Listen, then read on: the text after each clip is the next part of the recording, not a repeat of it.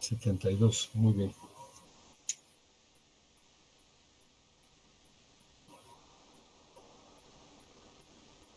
Bien,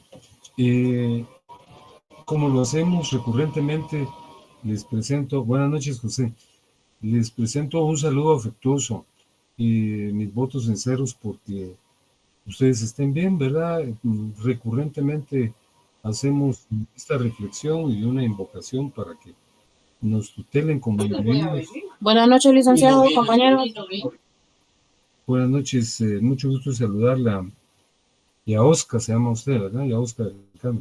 Buenas noches. Pues les decía que al presentarles el saludo también hago una invocación para que seamos tutelados y que como individuos concretemos nuestros objetivos y propósitos, que nuestra familia esté bien, nuestra comunidad académica y nacional también recursen por el camino óptimo, ¿verdad? Para concretar colectivamente también nuestras pretensiones. Daniel, bienvenido. Bien, luego de este saludo, les traslado una breve reminiscencia del tópico que abordamos en la última clase, que fue el Estado Civil. Les señalé que el Estado Civil estaba configurado por toda aquella serie de perfiles, de características, de dimensiones que posibilitan la ubicación y la identificación de una persona dentro de una colectividad numerosa, ¿verdad?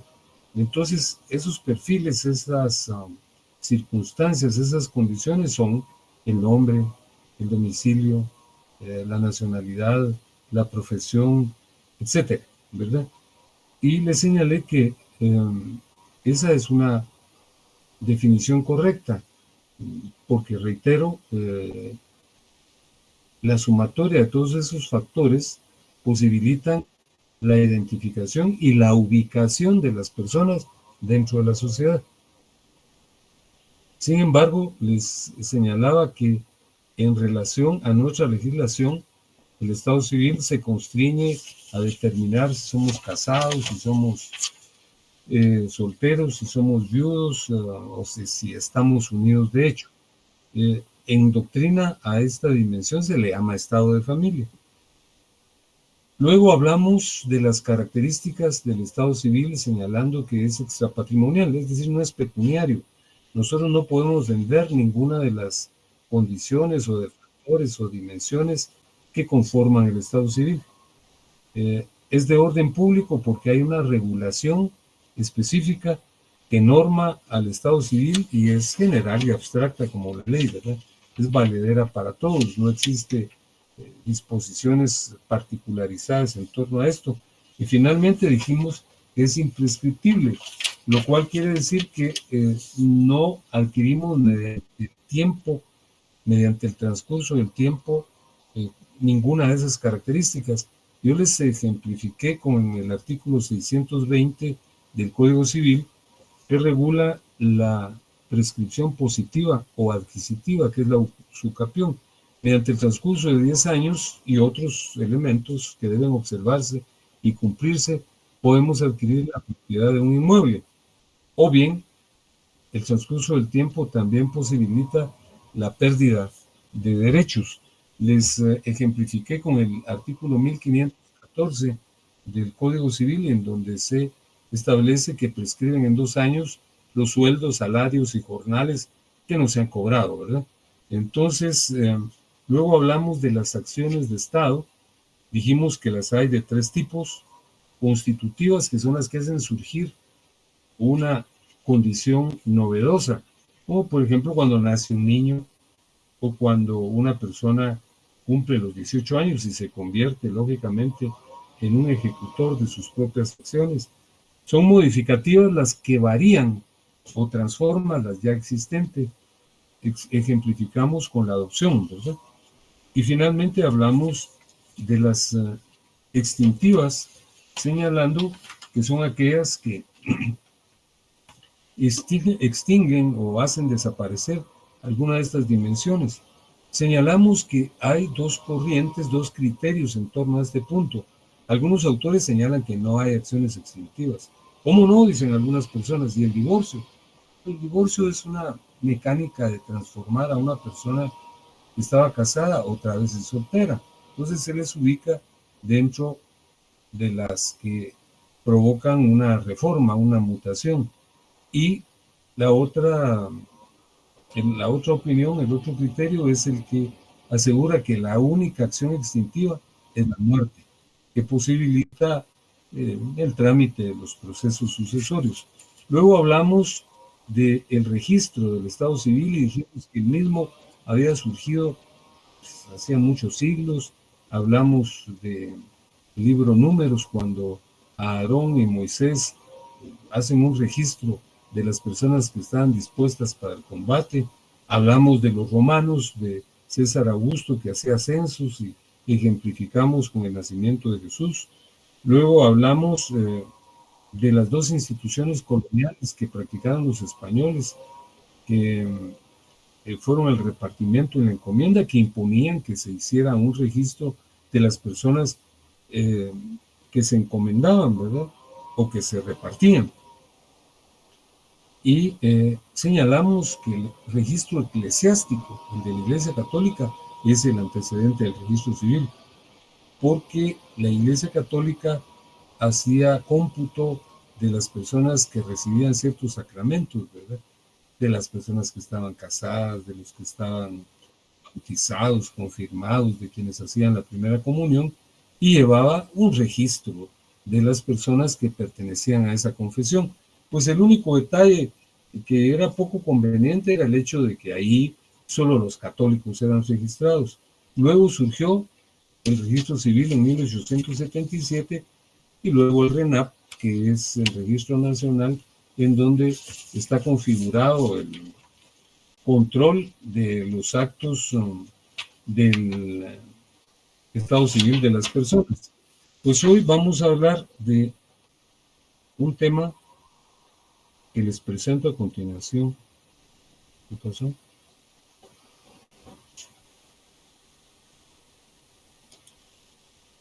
Aquí está, perdón.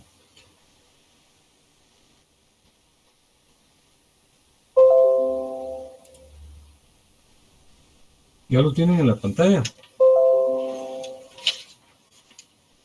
Y les pregunto si les está bien. Ya, licenciado. Vale, muy bien. Muy bien. Esta noche vamos a hablar del nombre. Y empiezo trasladándoles las siguientes consideraciones. Creo que todos sabemos, ¿verdad? Porque es parte de la enseñanza elemental del idioma, que es un sustantivo o nombre. El sustantivo o nombre, de conformidad con este diccionario, que es el que yo consulto, el pequeño Larousse Ilustrado, es la denominación que se le aplica a una persona y que permite diferenciarla de otras personas. La verdad es que los nombres no se aplican única y exclusivamente a las personas, sino también a los animales o a las cosas. De esa cuenta existen sustantivos propios y sustantivos comunes. Los sustantivos propios son los nombres de las personas, ¿verdad? Que, como reitero, permiten diferenciarlas unas de las otras, y también las cosas tienen un nombre y también los animales, ¿verdad? Pero en este caso estamos hablando de la designación que se utiliza para las personas. La verdad es que los nombres son utilizados desde épocas muy remotas, ¿verdad? Prácticamente casi desde el surgimiento de la humanidad. En la medida que el hombre y la mujer fueron generando un mecanismo verbal de comunicación, pues surgieron los nombres, ¿verdad? Se dice que fue con el lenguaje onomatopeico con el que aparecieron los nombres, ¿verdad? ¿Quién sabe si así fue? Lo cierto del caso es que, en esto sí quiero que advirtamos la importancia del suceso, los nombres eran utilizados de una manera empírica y sin impacto jurídico antes de Roma. Las culturas anteriores a Roma utilizaban los nombres, pero no existía un normativo una regulación que permitiese normar su uso y aplicación. Ya les he dicho hasta la saciedad, creo que los he aburrido, que la cultura romana es la cultura que generó el derecho occidental. Es el génesis de todas las instituciones y figuras que existen en la actualidad, preferentemente en derecho civil. Entonces, el derecho romano marca una línea divisoria, un antes y un después. Antes del derecho romano no existían normativos que regularan el nombre. Y después, o a partir del derecho romano, empezaron las normas, las prescripciones, las regulaciones que ordenaron el uso del nombre. Fíjense que antes de Roma se utilizaban denominaciones que regularmente consistían en una sola palabra. Aquí les cito algunas, ¿verdad? Personajes de la antigüedad, como Pericles, como Solón, como Fidias, como Praxíteles, como Nerón, como Licurgo, como Demóstenes, como Homero, como Herodoto, como Casiano. Entonces, las denominaciones estaban configuradas por un solo término, ¿verdad? Pero esto generaba un inconveniente. Los nombres se repetían, y se repetían con frecuencia y de manera numerosa, de tal cuenta que ya se había convertido en un mecanismo que no servía para distinguir a nadie, pues. Entonces empezaron a utilizarse elementos que se adicionaron al nombre para distinguirlos a las personas. Por ejemplo, el elemento geográfico, ¿verdad? Se adicionaba el lugar de donde eran procedentes, ¿verdad? Por ejemplo, Licurgo de Atenas, Pericles de Tebas, Fidias de Esparta, Jesús de Nazaret. Pero esto constituyó un mecanismo de resolución que no duró mucho porque existían también personas con los mismos nombres en los mismos sectores geográficos que yo les estoy señalando, ¿verdad? Por ejemplo, en Atenas había muchas personas que se llamaban Licurgo, ¿verdad? O Praxíteles, ¿verdad? Entonces, no era un mecanismo que contribuyera al orden social, ubicando e identificando a las personas. En eso ocurre el advenimiento de la cultura romana. La cultura romana estructuró una regulación del nombre muy compleja y pareciera confusa, pero no es así. Fíjense que en Roma, como aparece al final de la página, las personas tenían 3 elementos en su nombre y eventualmente un cuarto elemento. Aquí se los voy señalando. El nombre estaba conformado básicamente por 3 elementos. El prenombre, que era el equivalente del nombre propio, como voy a llamarse Carlos o José o Pedro, ¿verdad? El nombre era el equivalente al apellido, era la designación familiar. El nombre aludía a la familia a que una persona pertenecía. Pero ¿cómo pasaba que regularmente en la misma familia había personas que tenían el mismo prenombre y el mismo nombre? Por ejemplo, el padre y el hijo se llamaban igual, ¿verdad? Entonces se adicionaba un tercer elemento que era el conombre.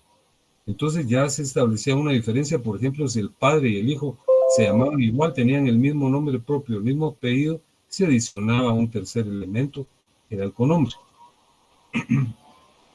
Y eventualmente, cuando ocurría un suceso trascendental, cuando una persona realizaba una hazaña cultural o bélica, entonces se le asignaba un cuarto elemento que era el agnombre. Entonces repito lo que he dicho. Antes de Roma, la utilización, el empleo del nombre no tenía ninguna regulación ni ningún normativo. De esa cuenta se utilizaban nombres comprendidos en un solo vocablo que se repetían, ¿verdad? Por esa razón fue necesario buscar algunos elementos diferenciadores y al principio lo que se adicionaba, como les dije, era el elemento geográfico, ¿verdad? Como Jesús de Galilea, Pablo de Tarso, Licurgo de Atenas, etc. Pero eso en algún momento posibilitó que hubiese ubicación, pero se repetían los nombres y los lugares de donde las personas eran originarias. Al surgir Roma, surgieron mecanismos ordenados, regulados, contenidos en disposiciones legales para normar el uso del nombre, que regularmente tenía 3 elementos y eventualmente tenía 4, como se lo señalo aquí. El prenombre era el equivalente del nombre propio. El nombre era una especie de apellido. El conombre era un elemento diferenciador para distinguir a las personas que tenían el prenombre y el nombre iguales, como el padre y el hijo. Y eventualmente, cuando acontecían sucesos significados y trascendentales, surgía un cuarto elemento que era el agnombre. Por supuesto, traído a cuenta como se los relacione, todavía luce un poco confuso y oscuro, pero aquí hay un ejemplo. El ejemplo de este personaje, que se llama Publio Cornelio Escipión el Africano. Fíjense que aquí me equivoqué y consigné que él se llamaba Público, pero no se llamaba Publio, se llamaba Publio, sin la C. Publio Cornelio Escipión el Africano. Aquí, en esa denominación, se advierten los elementos que yo les relacioné. Publio era el nombre propio de este personaje. Publio. Cornelio era el nombre de familia, era el apellido, era de la familia de los Cornelios, ¿verdad? Pero como su papá, el papá de Publio Cornelio, también se llamaba Publio Cornelio, a él le aplicaron este tercer elemento, que era el conombre, para diferenciar al padre y al hijo. Yo no sé si ustedes recuerdan quién fue Publio Cornelio Escipión, el africano, pero se los comento ahorita. Hubo un momento en que el dominio del mar Mediterráneo fue motivo de combates, de guerras, ¿verdad? Entre dos culturas muy poderosas, la cultura romana y la cultura cartaginesa. La cultura romana pues estaba en la bota que hoy es Italia, ¿verdad? Y dominaban parte de Europa, eran un imperio poderoso, ¿verdad? Y del otro lado del Mediterráneo, estaba Cartago, que era también una cultura militarista y comerciante. Entonces ambas peleaban el dominio del mar Mediterráneo, ¿verdad? Hay una referencia impresionante que dicen que el líder cartaginés, que era Aníbal Barca, bordeó toda el África con elefantes y su ejército y atravesó el Mediterráneo por la parte más angosta, que es el estrecho de Gibraltar. Fíjense que llegó a España y atravesó los Alpes y llegó hasta la misma Roma, pero no pudo tomarla. En cambio, Publio Cornelio Escipión el africano atravesó el Mediterráneo con sus naves, ¿verdad? Con sus barcos, y destruyó Cartago. Entonces era tenido como un héroe romano, y precisamente por la campaña que realizó en Cartago, que estaba en África, le llamaban el africano y se incluía esa denominación en su nombre. Entonces advierten nuevamente, Publio era el nombre propio, Cornelio era el nombre de familia, el apellido, digamos. Escipión era un elemento diferenciador porque el papá se llamaba igual. Eso ocurría con mucha frecuencia. Y eventualmente se le asignaba a las personas una denominación motivada por la realización de una hazaña. Entonces Publio Cornelio Escipión había atravesado el mar Mediterráneo, había destruido Cartago y había acentuado el predominio de Roma como un imperio. Entonces le asignaron, es una especie de apodo, que era el africano, pero se incluía en el nombre. Entonces adviertan ustedes la enorme diferencia que existía en la etapa anterior a Roma, en donde solo se usaba un nombre, no había regulación, hasta llegar a Roma, en donde la normativa imponía la existencia de estos elementos: el prenombre, el nombre, el conombre y el agnombre. Y aquí les comento con un ejemplo cómo se advertía la presencia de estos 4 elementos dentro del contexto de la sociedad romana: Publio, Cornelio, Escipión, el africano. Ahora hablemos de la naturaleza jurídica del nombre. Cuando nosotros hablamos de la naturaleza jurídica de una institución, estamos hablando de su esencia, de los elementos que la distinguen y la diferencian de otras figuras jurídicas, de otras instituciones. Fíjense que hay una discusión sobre cuál es la naturaleza jurídica del nombre. Hay varias teorías que son las que voy a ir exponiendo a continuación. Repito, cuando nosotros hablamos de la naturaleza jurídica de una institución de derecho, estamos hablando de su esencia, de los elementos que permiten distinguirla de otras figuras, ¿verdad? Entonces, en relación a la naturaleza jurídica del nombre, han sido formuladas varias tesis.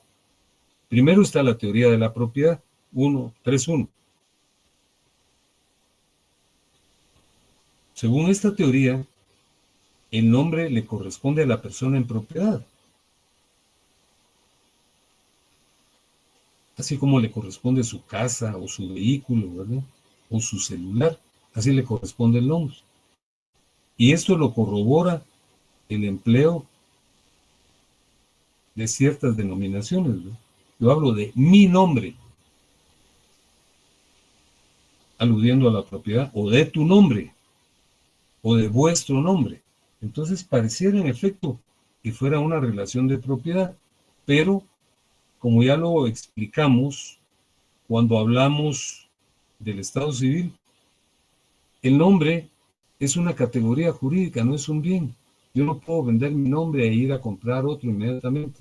Puedo variarlo si quiero, como lo vamos a ver en unos minutos, pero por otro procedimiento. Entonces, la primera teoría dice que el nombre nos corresponde en propiedad. Pero la crítica que se le hace a esta tesis es que el nombre no es un bien. Entonces no es un objeto del mercado. La segunda teoría, la que se identifica con el número 3.2, asegura que el nombre es un atributo de la persona, que las personas solo con nacer y existir ya tienen nombre. Y cuando les preguntan, pero ¿cómo es posible que una persona solo con nacer ya tenga nombre? Miren, dice los expositores de esta teoría, lo que ocurre es que cuando una persona nace, sabemos quiénes son sus padres. Entonces, tal vez no tengan nombre propio, pero sí tienen nombre de familia, ¿verdad? Tendrán los apellidos del padre, entonces, y de la madre. Entonces, es un atributo de la persona. Todas las personas tienen un nombre, ¿verdad? Los mismos instrumentos de derechos humanos internacionales consideran que el nombre es un derecho de la persona. Pero aquí también hay una crítica. Hay personas que no se sabe su procedencia, los niños expósitos, los niños que han sido abandonados, ¿verdad?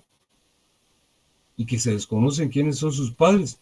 Entonces, ellos no tendrían nombre de conformidad con esta tesis. No tendrían nombre inicialmente, porque vamos a ver que se los atribuye las personas que lo rescaten, ¿verdad? Entonces, vean, primero se considera que es una propiedad, pero se critica porque no es un bien, no es un objeto de comercio. Luego se asegura que es,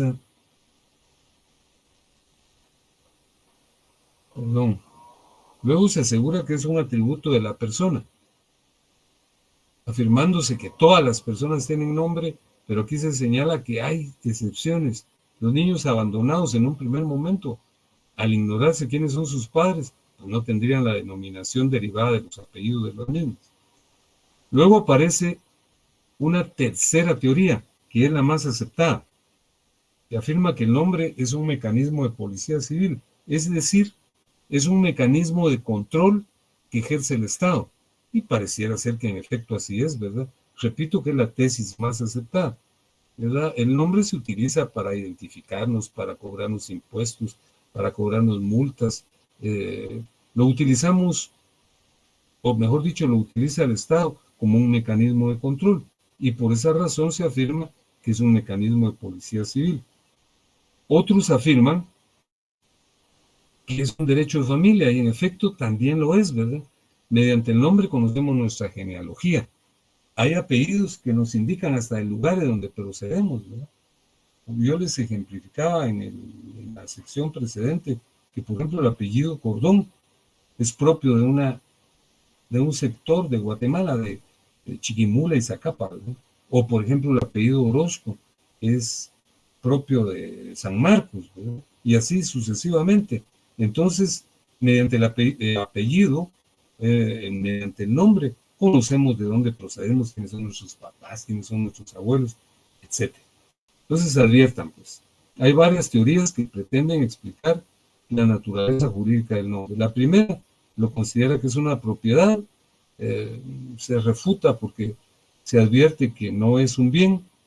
Otro criterio afirma que es un atributo de la persona, y con ello se señala que todas las personas tienen nombre, pero se arguye que los niños expósitos, los niños abandonados, son carentes de ese detalle y no puede inferirse cuál es el apellido que les corresponde porque se ignora quiénes son sus papás. Yo les contaba en la otra sesión que tuve oportunidad de tener una vivencia breve, ¿verdad? Porque yo no intervine como abogado, pero advertí cómo en la catedral, cuando se practicaba una liturgia, alguien abandonó un bebé, ¿verdad? Entonces llamaron a la PGN para que lo atendiera. Ese es un niño expósito, pues, se desconocen los padres. Luego se afirma que el nombre es un mecanismo de policía civil porque es un mecanismo de control que ejerce el Estado, ¿verdad? Y también es una manifestación del derecho de familia. Entonces, ¿cuál de estas teorías es la correcta? Hay una última teoría que es la integracionista que dice que todas, ¿verdad? El nombre tiene características variadas. Es una manifestación de la propiedad, pues también es un atributo de la persona, es un mecanismo de control del Estado, un mecanismo de policía civil, y por el nombre podemos conocer a nuestros ancestros. Es una manifestación del derecho de familia. Entonces la naturaleza jurídica del nombre es que es ecléctica, es una confluencia de varios criterios que son los que yo he señalado. Ahora, ¿cuáles son las características del nombre? Es oponible ante terceros. Yo puedo oponer mi nombre a la identificación de otra persona que pretende aplicarse el mío. Por ejemplo, ya vamos a ver lo del cambio de nombre. Cuando una persona pretende aplicarse el nombre hay que hacer una publicación, ¿verdad? La hace el notario y señala que a su oficina llegó una persona que quiere cambiarse el nombre y usar tal nombre. Entonces, cuando yo leo el aviso, miro, pero se quiere aplicar mi nombre, entonces voy y me opongo. No, él no se puede aplicar o utilizar ese nombre porque es el que me corresponde. Entonces, es oponible ante terceros. No tiene valor pecuniario porque es extracomercial, como lo señalamos cuando hablamos la semana pasada del Estado civil. Es imprescriptible, al igual que el Estado civil. Se recuerdan que explicamos qué es la prescripción. La prescripción es una figura basada en el transcurso del tiempo, que permite adquirir derechos o perderlos, ¿verdad? Y les expliqué lo de la usucapión o prescripción adquisitiva, que alguien puede adquirir un inmueble luego de cumplir ciertos requisitos y el transcurso de 10 años, o se pueden perder los honorarios, salarios o jornales si yo no los cobro en 2 años. Entonces yo no puedo ni perder mi nombre ni adquirir el otro nombre simplemente porque yo lo use durante cierto tiempo, ¿verdad?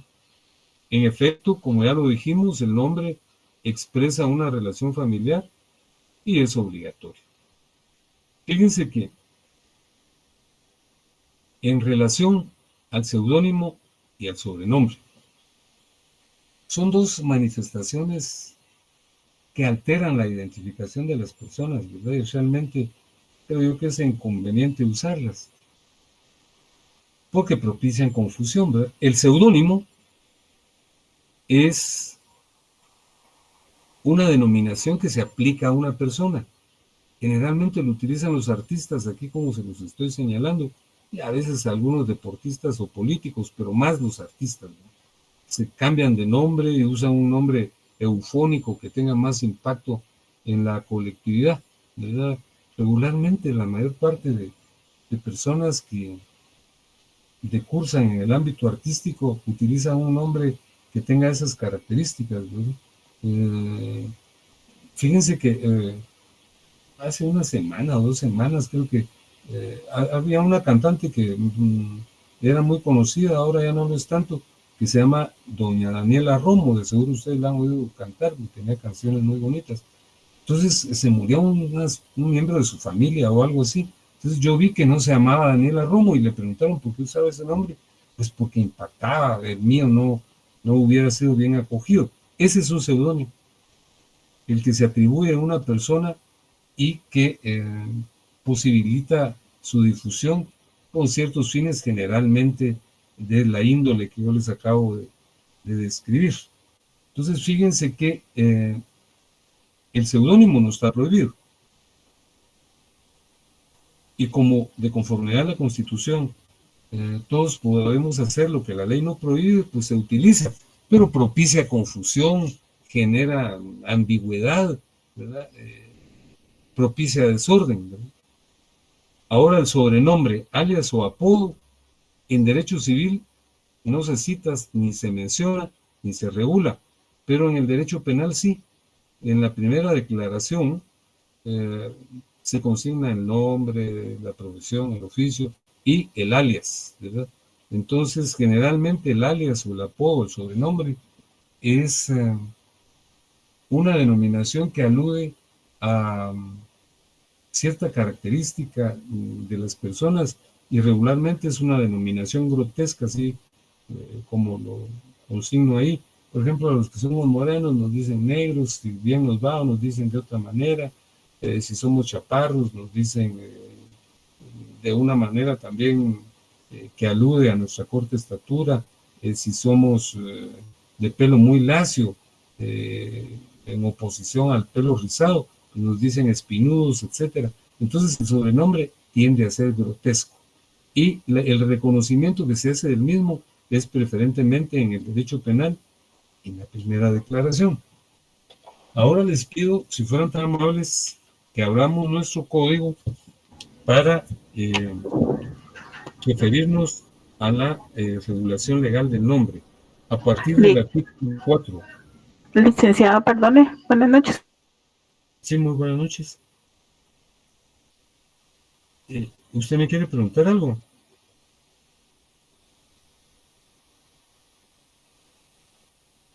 Muy buenas noches, compañera. Tiene la palabra. ¿Me escuchan? Perdone. No, la escucho con dificultad, pero ahora medio la oí. Perdone, ¿ahorita sí me escucha? Ahora sí la oí. Perdón que le interrumpa, tengo una duda con el seudónimo. Como el ejemplo que usted ponía, ¿verdad? De un artista, ¿ese seudónimo se puede legalizar aquí en Guatemala o solo se registra como una marca? Fíjese que regularmente aquí no se inscribe como una marca, sino se legaliza por mecanismos que ahorita vamos a consignar, como por ejemplo la identificación de persona. Pero si me permite, en unos minutos puntualizo el detalle, pero pues se puede utilizar como una marca, ¿verdad? Preferentemente, por ejemplo, en el caso de los deportistas, ¿verdad? Puede inscribirse como una marca, pero entonces ya no es una identificación civil, sino es una identificación comercial y propicia también confusión y genera algún inconveniente en la vida particularizada de un individuo, ¿verdad? Entonces, yo en lo personal creo que propicia más falencias, equívocos y ambigüedades que beneficios. El beneficio es el impacto comercial, ¿verdad? Por ejemplo, aquí hay muchas personas que han variado su nombre y no lo inscriben como una marca, pues, sino que utilizan el mecanismo de la identificación de persona. puede inscribirse como marca, pero eso es para el derecho mercantil, ¿verdad? Entonces, esa sería mi respuesta. Muchas gracias, No, licenciada. no, a usted muchas gracias. ¿Con quién tuvo el gusto? Perdone. Ingrid Mejía, licenciado. Gracias, gracias Ingrid. Oye, muy fina por preguntar. Veamos el artículo 4, por favor. Dice, la persona individual se identifica con el nombre con que se inscriba su nacimiento en el registro civil, el que se compone del nombre propio y del apellido de sus padres casados o de sus padres no casados que lo hubieran reconocido. Los hijos de madre soltera serán inscritos con los apellidos de ésta. Fíjense que aquí se infiere un planteamiento que de repente puede ser una pregunta del examen, ¿verdad? ¿Cuáles son los elementos del nombre? El nombre se compone de dos elementos, el nombre propio y el apellido de los padres casados o no casados. Entonces, nuestro nombre está conformado por dos elementos. El nombre propio, por ejemplo, en mi caso, yo me llamo Juan Francisco. Ese es mi nombre propio y mis apellidos, Flores Juárez, que eran los que les correspondían a mis padres, ¿verdad? Entonces dice, los hijos de madre soltera serán inscritos con los apellidos de esta. Los hijos de padres desconocidos serán inscritos con el nombre que les dé la persona o institución que los inscriba. En el caso de los menores ya inscritos en el registro civil con un solo apellido, la madre o quien ejerza la patria potestad podrá acudir nuevamente a dicho registro a ampliar la inscripción correspondiente para inscribir los dos apellidos. Fíjense que esa es una puerilidad, ¿verdad? El hecho de que una persona sea inscrita con un solo apellido, pues no es un factor estigmatizante, pero en un momento lo fue. Es decir, cuando el influjo de la religión católica era muy acentuado, entonces se estimaba que los hijos de personas no casadas estaban incurriendo en una falta en contra de los rigores religiosos, ¿verdad? Entonces hasta se imposibilitó en un momento dado, habían sido reconocidos, entre comillas, por el padre, no podían entrar a la universidad o no podían asumir la vida monástica, no podían ser sacerdotes o presbíteros. Eso pues no tiene en la actualidad ninguna trascendencia ni significación. Entonces yo creo que como un avatar derivado de esa circunstancia es que se posibilita que si el padre no quiere inscribirlo, pues lo inscribe la madre con sus apellidos.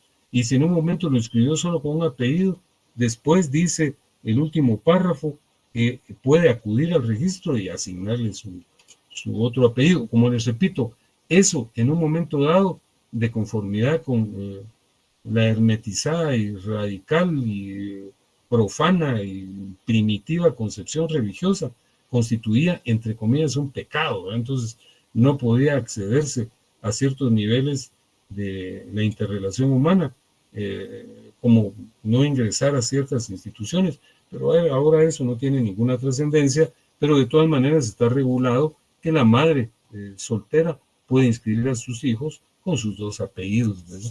Y eso no conlleva ningún problema. Esto en alguna medida me permite abordar en el artículo 5 lo que nos planteaba la compañera. Dice, el que constante y públicamente use un nombre propio o apellido distinto del que consta en su partida de nacimiento, o use incompleto su nombre, u omita alguno de los apellidos que le corresponde, puede establecer su identificación por medio de declaración jurada, hecha en escritura pública por la misma persona, si fuere mayor de edad, o por sus padres que ejercieren la patria potestad. También podrá hacerse por cualquiera que tenga interés en la identificación conforme al procedimiento establecido por el Código Procesal Civil y Mercantil.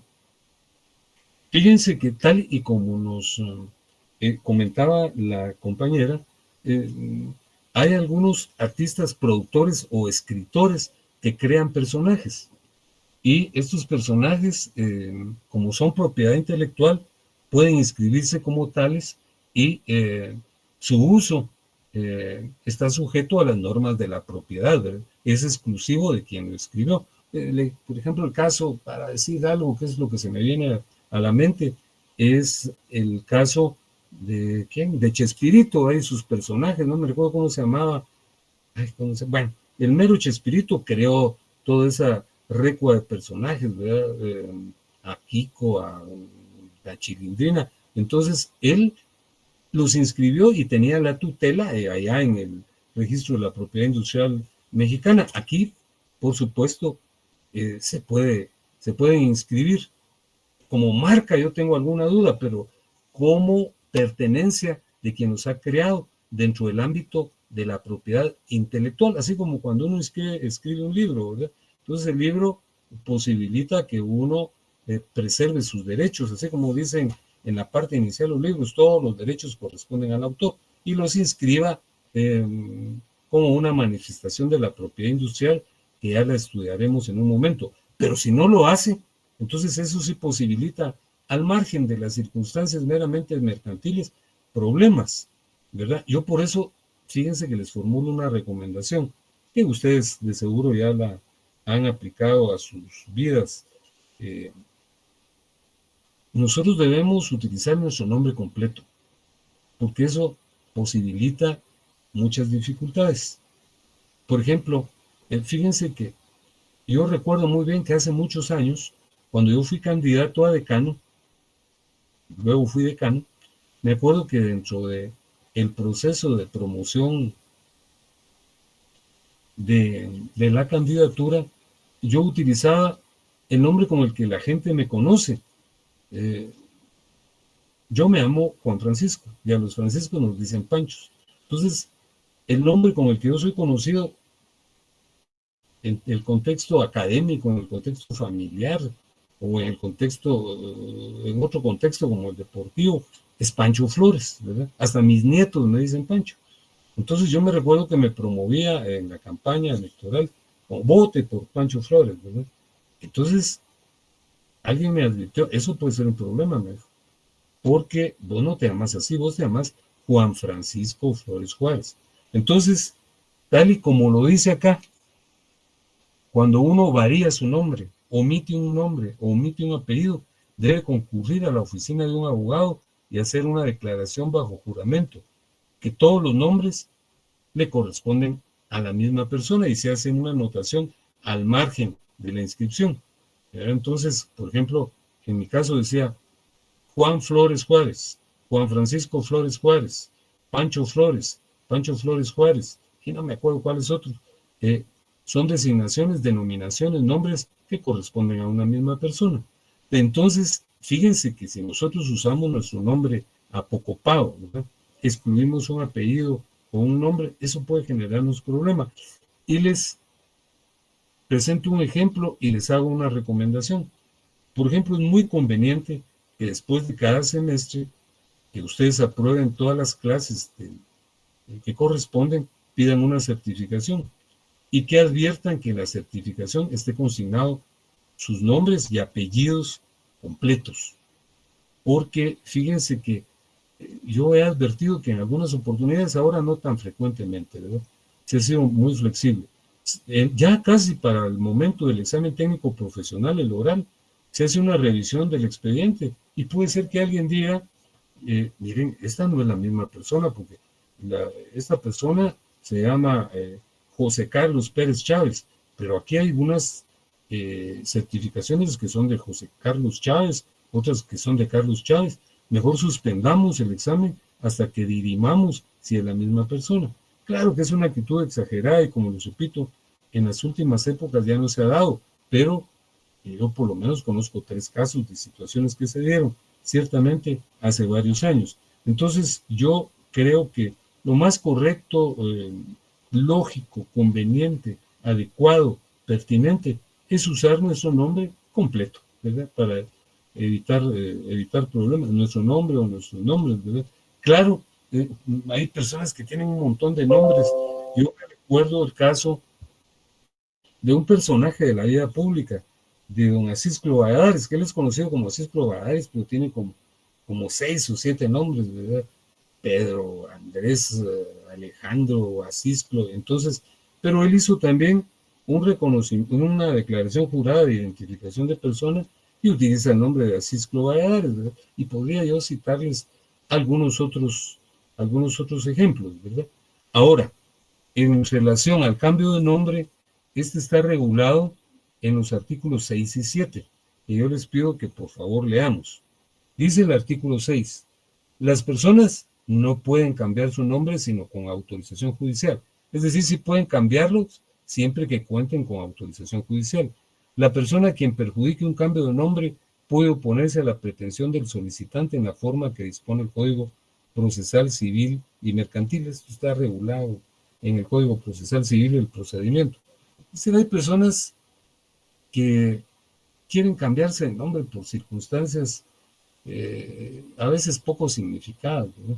O cambian su nombre propio o uno de sus nombres propios, o cambian su apellido o sus apellidos, por razones de diversa índole. Regularmente no son tan trascendentes. Yo creo que cambiarse de nombre implica una meditación muy especial y debe proceder siempre y cuando existan razones muy significadas, porque al cambiarnos de nombre realmente hay una serie de efectos colaterales. Por ejemplo, afectamos a nuestros hijos, que tendrán que hacer las operaciones de rigor registrales, ¿verdad? Para advertir que su papá ya no se llama X, sino se llama B, porque si no parece que fueran hijos de otra persona. Entonces, salvo que hayan circunstancias muy especiales, digo yo, ese es mi enfoque, mi criterio, pues se cambia uno de nombre. Yo creo que en la clase anterior, si no fue con ustedes, fue con la otra sección, que hablamos de que los descendientes de Adolfo Hitler se cambiaron de nombre, ¿verdad? Pero ahí sí tenían razón, ¿verdad? Porque eran estigmatizados, eran hijos de un hombre oprobioso y de un asesino, ¿verdad? Entonces se cambiaron de nombre, pero digamos a veces, bueno, cada quien es libre de hacer lo que quiera, ¿verdad? Pero a veces no hay razones de tanto tipo, ¿verdad? No, que hay nombres que no le parecen a las personas y se los cambian, ¿verdad? Por diversas circunstancias. Pero debemos saber que el cambio de nombre no implica el cambio de persona, seremos los mismos siempre. Miren lo que dice el artículo 7. En los casos a que se refieren los artículos anteriores, la alteración se anotará al margen de la partida de nacimiento. La identificación y el cambio de nombre no modifican la condición civil del que la obtiene ni constituye prueba alguna de filiación. Si yo me cambio de nombre, soy quien soy, hijo de las mismas personas, nací en Guatemala, soy el mismo, ¿verdad? Imaginemos que me pusiera un nombre anglosajón y que me traslado a los Estados Unidos o a Inglaterra para formular algún reclamo derivado de la afiliación. Imaginémonos que en mi desventura me pusiera el apellido Trump, ¿verdad? Y que fuera a arguir que soy familiar de este personaje, no pasa nada, ¿verdad? Porque el cambio de nombre, entiéndase de nombre, ya sea los nombres propios o de los apellidos, no varía en absoluto la esencia de la persona. Seguiremos siendo los mismos. Fíjense que con esto estamos terminando la exposición de este día. Y regularmente hacemos unas preguntas, pero no las haremos el día de hoy porque quiero darles una última explicación en torno a un aspecto importante. Bueno, la última explicación del día de hoy, ¿verdad? Fíjense que nuestro examen es el 27 de febrero, que es día martes. Y yo les hablé de que el examen se sustenta en un cuestionario que yo les formulo, que se asustaron la vez pasada porque yo dije que era de 80 preguntas, pero no. El cuestionario que les estoy trasladando es de 31 preguntas, ¿verdad? Entonces, yo se los estoy presentando en este momento como un mecanismo de estudio. Si ustedes quieren, lo aceptan y lo utilizan, y si no, no. ¿En qué consiste el uso? En que ustedes toman sus notas, en los textos que han consultado, ¿verdad? Y le dan respuesta a estas preguntas. Al irlo respondiendo, están estudiando. Entonces, el examen está calcado en el cuestionario. Yo de aquí tomaré tal vez 15 o tal vez 10 preguntas y se las voy a consignar en la prueba impresa que vamos a hacer ese día en horas de clase, a la hora de clase. Ustedes se examinarán a las 7, ¿verdad? a menos de que haya una variación de último momento. Entonces yo les pido, por favor, que resuelvan el cuestionario, que lo harán tal vez sin mucho, en una hora y media, digo yo, y que lo hagan meticulosamente, ¿verdad? No así de manera arrebatada, ¿verdad? Porque las respuestas sí tienen que ser breves, ¿verdad? Pero no tan breves, ¿verdad? Sino justas, adecuadas, congruentes, coherentes. Miren, es lo que hemos visto. Primero, ¿cuáles son las etapas en la evolución histórica del derecho civil? Bueno, primero fue un derecho nacional, después fue un derecho imperial, después fue un derecho prototípico y ahora es derecho privado. ¿Quién fue Caracalla? ¿Cuál fue su intervención en el año 212 en relación al desarrollo del derecho civil? Él fue el que emitió el edicto que posibilitó que el derecho civil se aplicara en todo el imperio, porque antes se aplicaba solo a los ciudadanos romanos. ¿Cuántos planes han sido formulados históricamente en relación al estudio del derecho civil? Pues el plan romano-francés y el plan alemán. ¿Y qué diferencia existe entre el contenido del plan romano-francés y el plan alemán? Que el plan romano-francés incluye en el primer libro el tratamiento de la persona, y el plan alemán hasta en el libro cuarto. Es persona, es el sujeto del derecho, el ente susceptible de participar en una relación jurídica, precisamente ejerciendo derechos o cumpliendo obligaciones. ¿Qué es personalidad? Es la investidura jurídica que posibilita que la persona participe en una relación jurídica, precisamente ejerciendo derechos o cumpliendo obligaciones. ¿Cuáles son las teorías que han sido expuestas para explicar el origen de la personalidad? Pues la teoría de la concepción, del nacimiento y de la viabilidad. ¿Cuál es el plan que ha influido en los 3 códigos civiles existentes en la historia de Guatemala? El plan romano-francés, bueno, etcétera.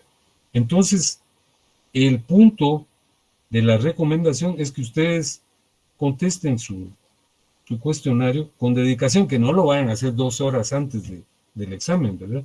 Sino que lo vayan haciendo. Yo sé que la mayor parte de ustedes realiza una actividad laboriosa en todo el día, pero en unos apartes contestan las primeras 5, o el fin de semana contestan todas, ¿verdad? Entonces, no es necesario ni que lo memoricen, sino que definitivamente eso les va a dar la ubicuidad y les va a permitir asimilar los contenidos, ¿verdad? La escritura tiene una función mnemotécnica. Cuando escribimos, generalmente memorizamos, ¿verdad? O por lo menos nos familiarizamos con el tópico. Entonces, les repito, el examen es el martes 27 de febrero, en hora de clase.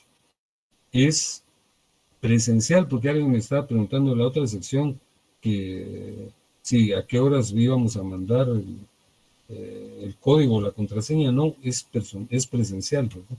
Entonces, de estas preguntas que son 31, yo tomaré las necesarias 15 o 10, ¿verdad? Según sea el caso, y las voy a incluir en el examen casi con la textualidad que se las estoy dando a conocer. Bueno, dicho esto, concluimos la clase del día de hoy y los de